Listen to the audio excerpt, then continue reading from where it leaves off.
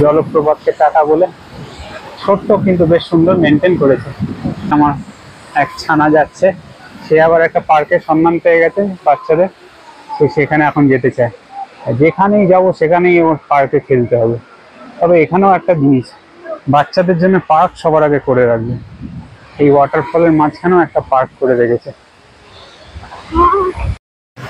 আমি একটা মজার জিনিস দেখাচ্ছি। এখন আমরা যেহেতু ইটালিয়ান পার্ট অফ সুইজারল্যান্ডে এসেছি, আমি কফি চেয়েছি, আমাকে কফি দিয়েছে একটা এক্সপ্রেসো, ছোট্ট একটা এক্সপ্রেসো শট দিয়েছে।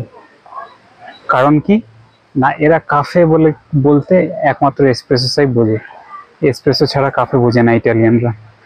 তো ওই জন্য যেহেতু আমি ইটালিয়ান পার্টে এসেছি, দেখো কাণ্ড, এরা এক্সপ্রেসো দিয়ে দিয়েছে। কোনো কাফের কোনো কনসেপ্টই নেই। অথচ আমি যদি সুইজারল্যান্ডের মানে আমার জিউরিকের দিকে যাই, সেখানে আমাকে আবার কাফে দেবে।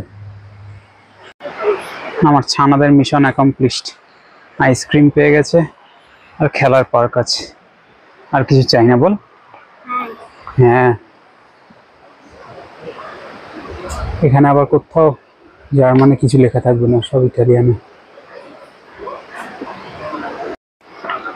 এই সেই পার্ক, খেলার পার্ক, যেখানে খেলবে এখন আমার ছানারা।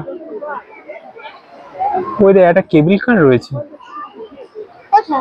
কেবল কার কোথায় যাচ্ছে? উপরে যাচ্ছে। দুজনে শুরু করে দিয়েছে খেলা করা। এটা ভালো, বাচ্চাদের টাইম পাসের জন্য কিছু চাই। বাচ্চারা ওয়াটারফলের কি বুঝবে।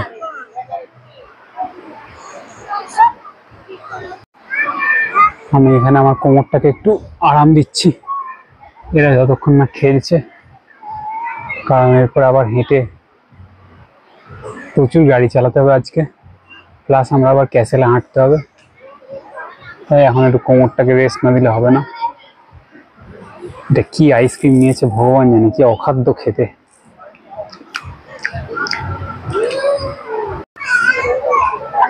আমার ছানা শুরু করে দিয়েছে।